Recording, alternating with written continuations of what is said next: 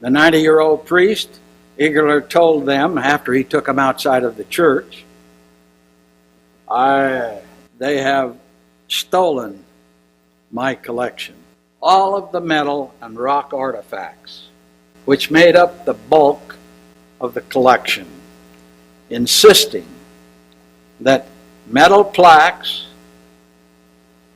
with old world figures were only worth melting down.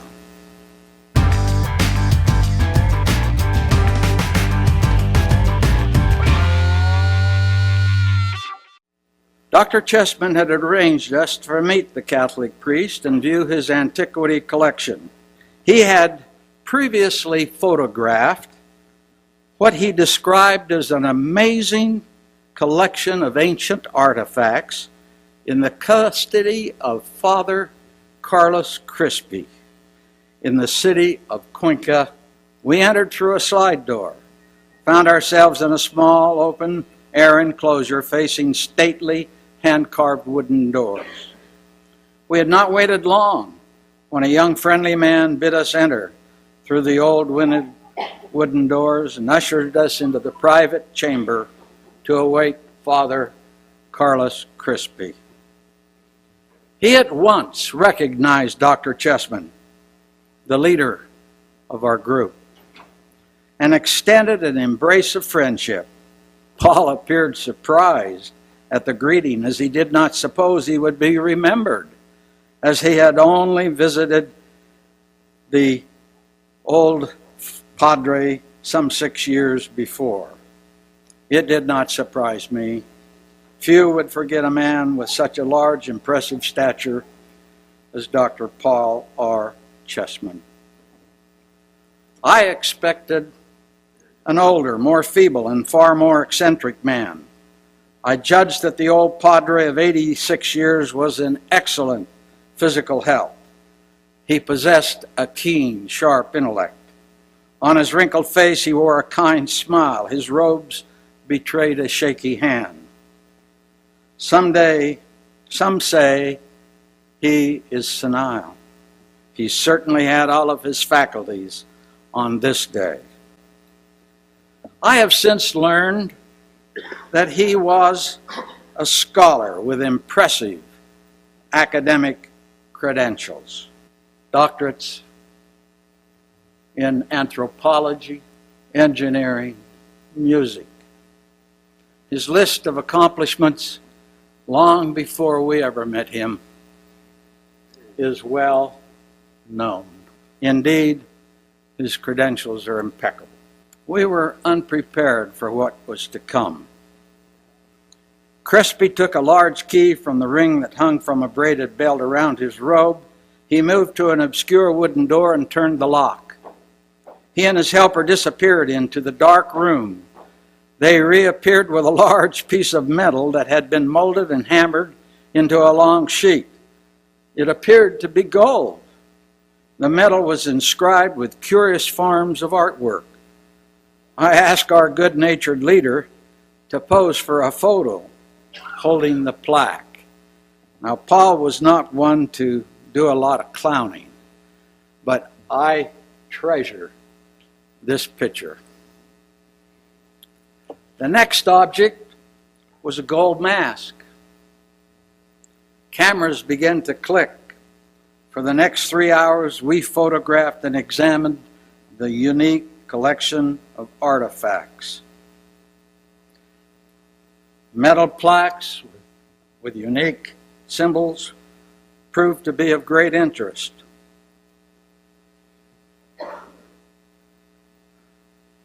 A photograph made by Dr. Chessman of a metal plaque with inscription was forwarded to Dr. Barry Fell of Harvard University. On examining this plaque, Dr. Fell declared the writings were of Libyan Egyptian. He said, and this plaque has become known among scholars as Massinissa plaque. The script announces the death of Massinissa king of Liberian Egyptians, known to have died in the year 148 BC, and the ascension of his son to the throne of a united Egypt. Among the artifacts were numerous bronze pieces of metal with obvious Egyptian, Persian, and Old World art motif. Plates of various metallic compositions with unique inscriptions were brought from the room and photographed. Stone tablets with ancient inscriptions were also a part of the collection. The cameras clicked, the momentum accelerated as Father Crespi excitingly elucidated the story of his age-old treasures. Restraint was a little hard to maintain. As each of us stretched our necks and our eyebrows to see what would come next from the room, we crowded the doorway, venturing a few steps inside the unlit, dusty cobweb chamber, each of us hoping to catch a more circumspect view. We photographed the plates. I might add, Father Crespi finally took his fingers and joined two bare wires together, turned on the light, and beckoned us to enter the room.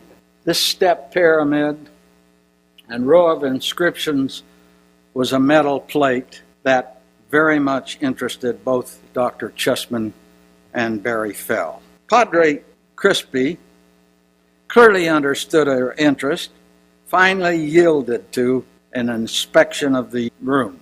Shelves of dusty, worn ceramics from forbidden yesteryears. Starry-eyed idols of hideous stances, strange proportions. Stacked from floor to ceiling were hundreds of large cardboard pieces on which were wired metal bracelets, earrings, nose rings, necklaces, some untarnished by time. Hide scrapers, tools, implements of war, spears, axes, clubs of wood, metal, and stone were stacked everywhere. Father Crespi's mysterious room was overburdened with antiquity. The room was overflowing with objects from the forbidden past. Perhaps one of the most intriguing was the many plates of bronze, brass, silver, and gold. Many with strange inscription, hieroglyphic writing. Some were engraven with old world pictographs and symbols.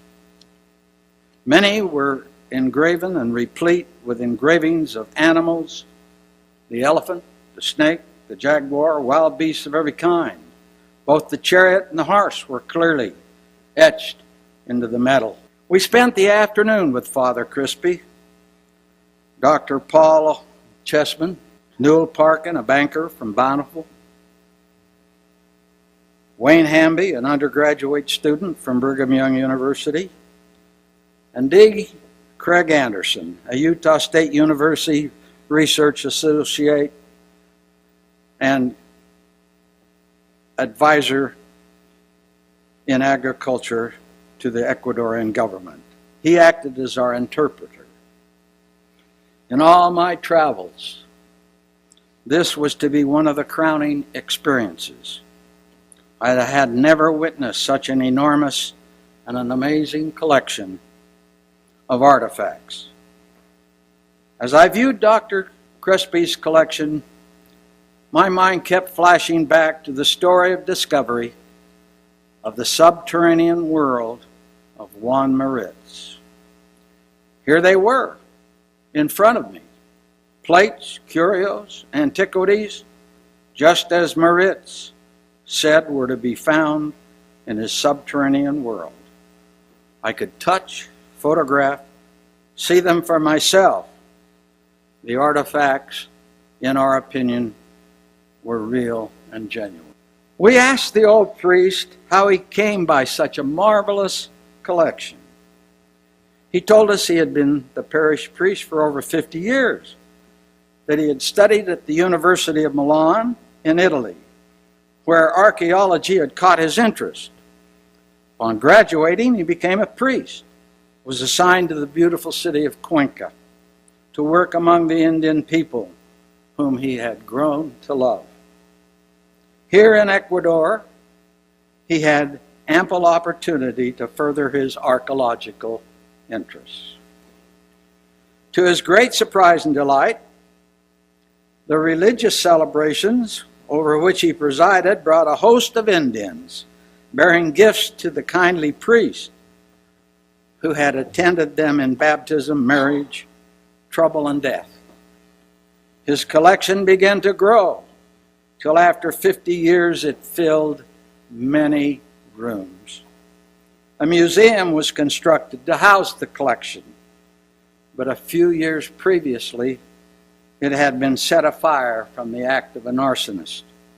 He had salvaged 3 full rooms of the relics of the fire. One room of relatively obscure and unimportant tributes, one filled with items of curious antiquity, and the last room a treasury of gold artifacts and Incan pottery. Where and how do the Indians come by them, we ask? Oh, they get them from the jungle, from the caves and the subterranean chambers of the jungle, was his matter-of-fact reply. There are over 200 kilometers of tunnels, starting right here in Cuenca. They run from the mountains down to the eastern lowlands, near the Amazon. He had not sought fame nor fortune. He was living in a relatively isolated part of the world, high in the Andes Mountains, in an obscure village. Few travelers knew of his collection, even fewer scientists. He was a private person with a big heart and a deep intellectual interest in the past. Silver plates. Crespi, Newell Parkin, and D. Craig Anderson. At the end of the excursions, my thoughts again turned to Juan Moritz, his claim of a subterranean world. From the caves of the Amazon jungles and the highlands of the Andes, whispers the voice of an ancient people, long since buried, brought from the grave to the light of day because of a devoted Catholic priest who is loved by the Indian of his parish. Only as a side note, I believe that the case for elephants in the Americas has long since been proven by science. Nevertheless, if the pictures of elephant inscriptions on many of the Crespi plates and tablets are of concern to members of the audience, I take the liberty to present a photograph of a mastodon on display in the National Bank Museum in Quito, Ecuador. Having completed our day in the sun with Father Crespi, so to speak, I was left to ponder the question of Marquis Peterson. How much would an expedition into the Amazon jungle to photograph the ancient library of metal plates cost? Did Juan Moritz have a subterranean chamber? Surely the Crespi collection and his knowledge of the Indians of Ecuador supported the necessity of furthering our contact with Juan Moritz. That day would come at another day and another time. But that is another story awaiting another presentation. Our contact with the Crespi collection did not end. In December 1975, under the direction of Dr. Chessman, who had been detained in Argentina on another project, I was asked to go to a meeting in which Juan Moritz did show. During that meeting, Mr. Moritz informed us of an expedition into the subterranean world that had been made by a British group of international explorers who were associated with the Royal Academy of Science. The president of the exploration was Neil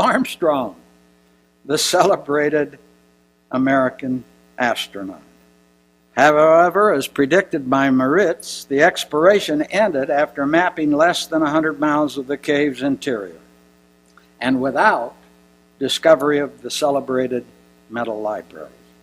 But as I have suggested before, that's another story for another day. After the meeting with Moritz, I accompanied several companions to Cuenca to view the Crespi collection for a second time.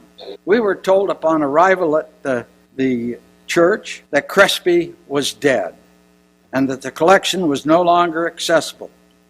We subsequently learned that Crespi was in fact only deathly ill, but would recover and live for 3 more years. The curator of the local museum suggested that the government had intercepted a shipment of artifacts on their way to Rome. The situation was tense. At that very moment, as I was in Cuenca, Dr. Chessman was informed by Dr. Warren Cook of Castleton State College in Virginia that their appointment to photograph the collection had been canceled.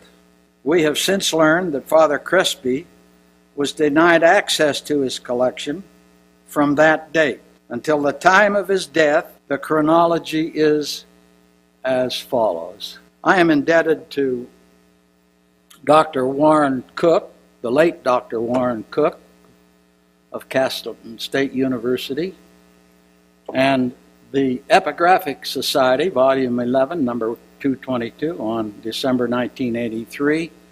He published information as follows. In June 1981, Dr. Cook and Bruce Dexter, a photographer, gained access to Crespi. The 90-year-old priest eagerly told them, after he took them outside of the church, they have stolen my collection. Specialists were appointed to separate the wheat from the chaff. The collection was sold to the National Bank Museum, and 2 specialists, Dr.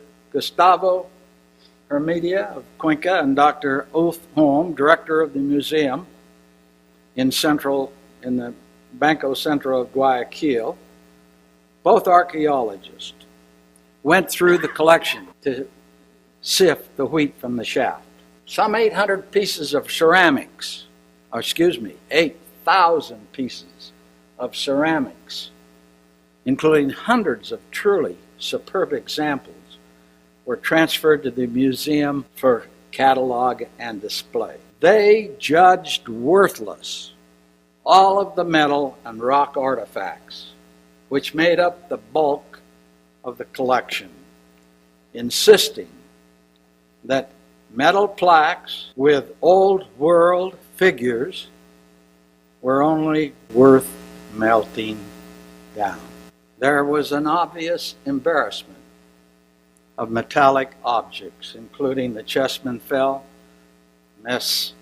Manesi plaque, the Chessman Fell Egyptian step pyramid, the Valentine Berlitz elephant stela, the silver and gold plates photographed by Chessman, Barton, Hamby, Anderson, and Parkin. This introduces one of the great weaknesses of Padre Carlos Crespi. His brilliant mind was only exceeded by his big heart. Throughout his 57 years as a parish priest, had become so attached to the poverty of the Indians that he knowingly gave a few pennies for each and every artifact brought to his attention. Soon the more interesting villagers were improvising bogus metal objects, counterfeit Spanish antiquities of questionable origin. Did Crespi recognize their worthless value? It's my opinion that he did. I can attest to the fact that he kept a room filled with obvious fakes and bogus material. He showed us the room, but suggested there was no need to photograph any of the ramshackle collection. This brilliant man knew the difference between the genuine and the counterfeit. He simply could not resist giving his poverty-stricken congregation a little boost. However, it was this trait of kindness that fostered the decision to declare all of the metal counterfeit. 8 tons of the rocks, many beautiful inscriptions, were used as riffraff in the building of a road bridge. Plaques and artifacts rejected by the so-called experts were hauled off by people to places unknown. An attic room in the new school, built from the funds and the money received from the sale of the pottery, is known to house a few of the metal plates which were favored by Crespi. What happened to the gold is anyone's guess. Declared worth only to be melted down would suggest their fate. Today, the Ecuadorian project scene of Dr. Chessman has changed. Dr. Paul R. Chessman, Juan Maritz, Dr. Warren Cook, Padre Carlos Crespi have all passed on. I alone am left to ponder as I sit by the fireplace on a cold winter night,